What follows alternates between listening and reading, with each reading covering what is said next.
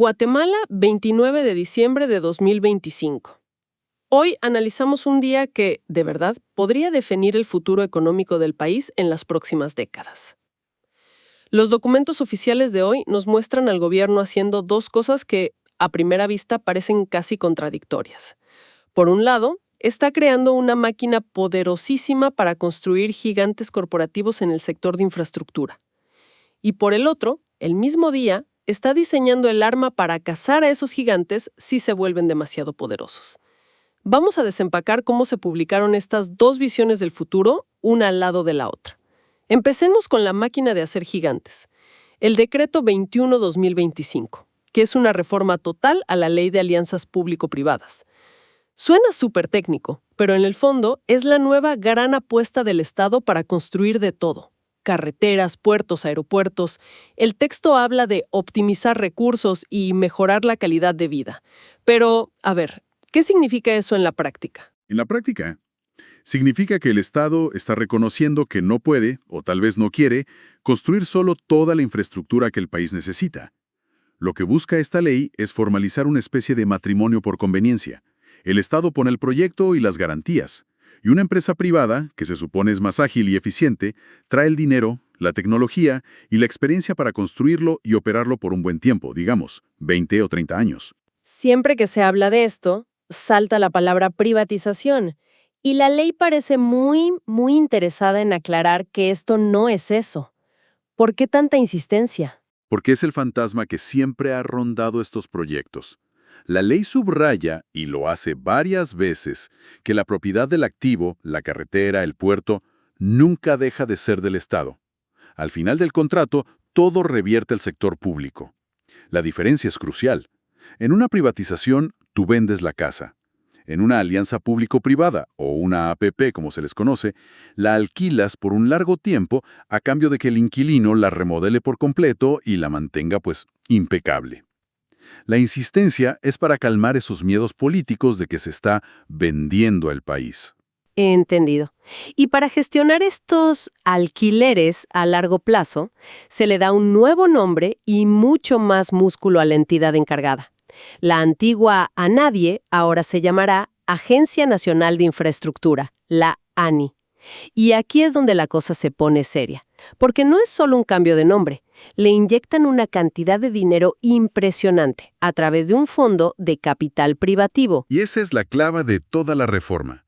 Sin un respaldo financiero creíble, la ley sería, solo un documento con buenas intenciones. Este fondo se divide en 4 grandes cuentas, como si fueran 4 cajas fuertes distintas. Una pequeña para los gastos de la propia agencia, para que pueda contratar a los mejores técnicos. Otra, muy importante, para la preinversión, que es el dinero para hacer los estudios serios que te dicen si un proyecto es una genialidad o un futuro elefante blanco. Espera, y luego vienen las 2 cuentas más grandes, una para contingencias y otra para garantías. Las cifras aquí son enormes. Sí, enormes. Para la operación de la agencia, 50 millones de quetzales. Para estudios, 100 millones. ¿Ok? Pero para contingencias, para imprevistos, 400 millones. Y la joya de la corona, para la garantía de proyectos, 2.000 millones de quetzales. 2.000 millones. A ver, para que nos hagamos una idea, ¿qué tipo de proyecto se puede garantizar con esa cantidad? ¿Hablamos de una nueva autopista de costa a costa? Con esa cantidad, estás hablando de respaldar la construcción de varios proyectos de gran envergadura al mismo tiempo. Podría ser la modernización completa de un puerto clave, o un tramo muy significativo de una autopista nacional. Pero la cifra tiene un doble propósito. No es solo para pagar si algo sale mal. Su función principal es un mensaje al mercado financiero global. El gobierno está diciendo, miren, mi compromiso es tan serio que he puesto 2.000 millones de quetzales en una cuenta, listas para respaldar mi palabra. Si invierten aquí, no los vamos a dejar colgados. Es un intento de comprar credibilidad, básicamente. Y eso me lleva a una pregunta. ¿Un colchón financiero de este tamaño es normal? ¿O nos está diciendo algo sobre el miedo del propio gobierno a que estos proyectos fracasen, quizás basado en experiencias pasadas? Es una pregunta excelente, y la respuesta es un poco de ambas cosas. Es una práctica estándar en proyectos de esta magnitud para atraer inversores serios, de bajo riesgo. Pero en el contexto de la región, donde muchos megaproyectos han quedado a medias o enredados en problemas, un fondo de este tamaño es también una admisión implícita de que las cosas pueden salir muy mal. Es una póliza de seguro carísima que el Estado se compra a sí mismo para convencer a otros de que esta vez sí va en serio. La ley también menciona principios como la rectoría del Estado y, esto es crucial, la distribución de riesgos. Esto último siempre suena muy bien en el papel, pero en la historia de estos proyectos, cuando hay pérdidas, no termina casi siempre el Estado asumiendo la mayor parte del golpe, a pesar de lo que diga el contrato. ¿Qué hay de nuevo aquí para evitar que eso vuelva a pasar? Ese es el gran desafío, y es donde otros países han tropezado.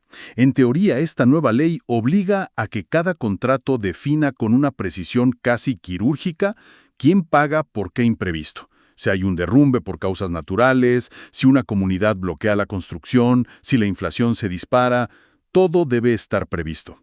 La novedad es que se crea un sistema de arbitraje, digamos, técnico y financiero, más ágil, para que estas disputas no terminen en un juzgado por 10 años. Pero tienes razón, el papel aguanta todo. La verdadera prueba será en la ejecución, en la capacidad de los funcionarios de la ANI de negociar contratos blindados y no ceder a las presiones. Hay una figura que me llama mucho la atención, el diálogo competitivo. Se menciona para proyectos muy complejos. Suena interesante, pero también podría sonar a que se negocia a puerta cerrada con las empresas favoritas antes de la licitación oficial. ¿Qué mecanismos de transparencia hay para que ese diálogo no se convierta en una ventaja injusta? Es un mecanismo sofisticado y, sí, de doble filo. La idea es buena.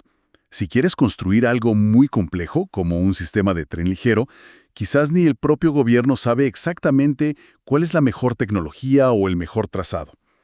Entonces, invitas a un grupo selecto de las mejores empresas del mundo a conversar, a proponer soluciones. El riesgo que mencionas es real, claro.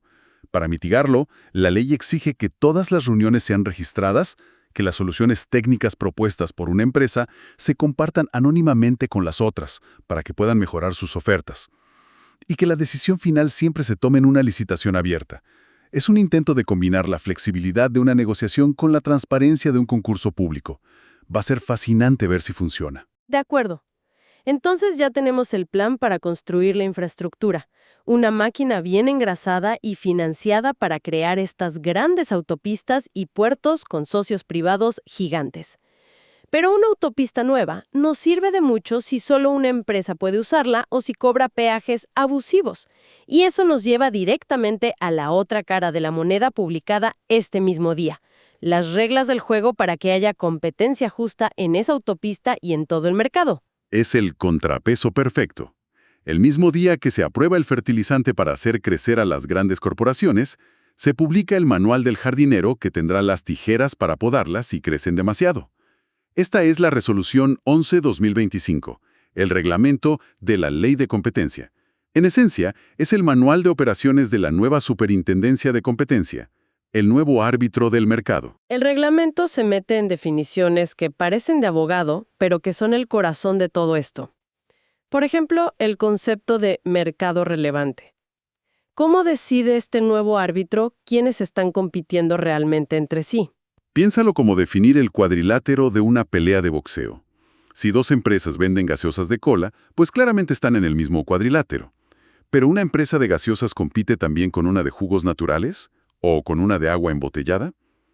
La respuesta define el tamaño del ring. Si el ring es muy pequeño, solo gaseosas de cola, es fácil que una empresa sea el campeón dominante. Si el ring es muy grande, todas las bebidas no alcohólicas, su poder parece mucho menor. Definir ese mercado relevante es el primer paso y el más polémico para poder juzgar si la pelea es justa. ¿Y quién dibuja las líneas de ese cuadrilátero? ¿Las empresas o el árbitro? Siempre el árbitro, la superintendencia, y fíjate que es una de las mayores fuentes de disputas en todos los casos de competencia del mundo. Las empresas siempre van a intentar argumentar que el ring es gigantesco o que compiten contra todo el mundo, para que su cuota de mercado parezca pequeña. Me imagino. ¿Y los demandantes? Todo lo contrario. Exacto. Dirán que el ring es diminuto para que el poder de la empresa parezca enorme. La habilidad de los técnicos de la superintendencia para definir ese mercado con datos económicos sólidos va a ser su primera gran prueba.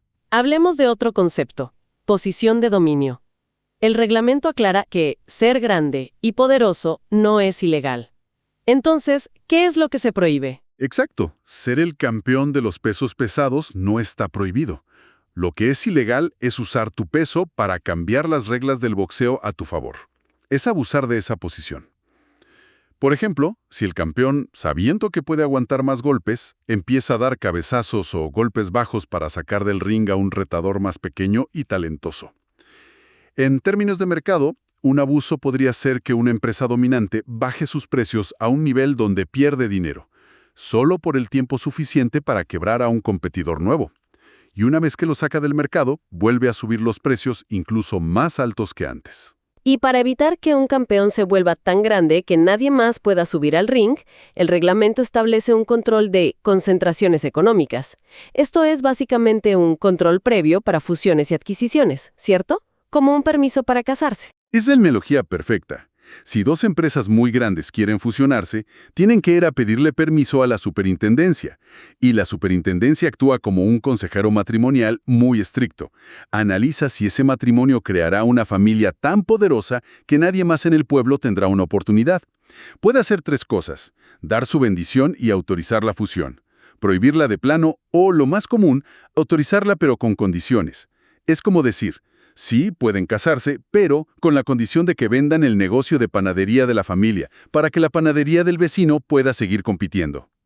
Suena a que la superintendencia tendrá un poder inmenso. El reglamento habla de prácticas relativas y de algo que suena muy sofisticado: la defensa por eficiencia. ¿Podemos traducir eso? Claro, una práctica relativa es una conducta que no es buena ni mala por sí misma. Depende del contexto. La defensa por eficiencia es el argumento más interesante que puede usar una empresa. Imagínate que dos aerolíneas se fusionan. A primera vista, es malo, porque hay menos competencia y podrían subir los precios. Pero las empresas van ante la superintendencia y argumentan: sí, ahora somos una sola, pero gracias a eso hemos optimizado rutas, ahorramos combustible y hemos eliminado oficinas duplicadas. Esos ahorros son tan grandes que los estamos pasando a los clientes con boletos un 20% más baratos. Y la superintendencia tiene que decidir si les cree. Exacto. Tiene que poner en una balanza el riesgo futuro de tener un jugador tan dominante contra el beneficio real y tangible que los consumidores están recibiendo hoy en forma de precios más bajos. La carga de probar esas eficiencias, por supuesto, recae totalmente en la empresa. Tienen que llegar con números, no solo con promesas. Ok. Así que tenemos estos dos enormes motores económicos diseñándose el mismo día.